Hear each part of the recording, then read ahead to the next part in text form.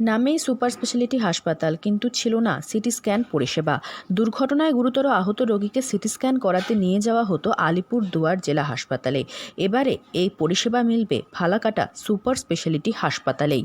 আমরা হাসপাতাল ঘুরে দেখলাম, এখানকার arrangement, safety arrangements including CCTV সবই আমরা আজকে দেখেছি।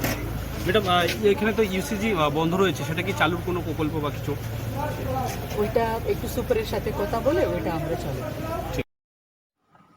পুজোর পর থেকে চালু হবে এই পরিষেবা, এমন মন্তব্য করলেন আলিপুরদুয়ারের জেলা শাসক আর বিমলা।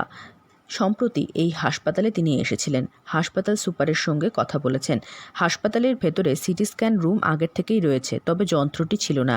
পাশাপাশি 2 জন টেকনিশিয়ান ও 1 জন চিকিৎসক আসবেন এই রুমে। 1,50,00,000 টাকা দিয়ে আনা হচ্ছে মেশিন। ফালাকাটা হাসপাতালের স্বাস্থ্য পরিষেবা খতিয়ে দেখেছেন জেলাশাসক আর বিমলা। ফালাকাটা সুপার স্পেশালিটি হাসপাতালের সমস্ত বিষয় খতিয়ে দেখেছেন তিনি এবং কী খামতি রয়েছে সেগুলি তিনি লিখে নিয়েছেন। হাসপাতাল চত্বর জুড়ে সিসিটিভি ক্যামেরা, পর্যাপ্ত পরিমাণ আলোর ব্যবস্থা এবং নিরাপত্তার বিষয়টি সব দিক দিয়ে খতিয়ে দেখেছেন তিনি। চিকিৎসা পরিকাঠামো তিনি খতিয়ে দেখেছেন।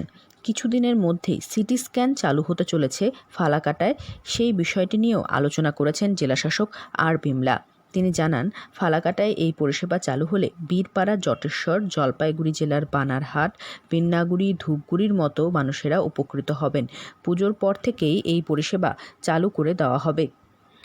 এই পরিষেবা চালু না থাকার জন্য কারো গুরুতর দুর্ঘটনা ঘটলে তিনি সমস্যায় পড়তেন এবং তাকে অনেক সময় আলিপুরদুয়ার নিয়ে যাওয়ার পথেই তার মৃত্যু হতো। এবারে এই মৃত্যুর ঘটনা রোখা যাবে বলে জানিয়েছেন জেলাশাসক।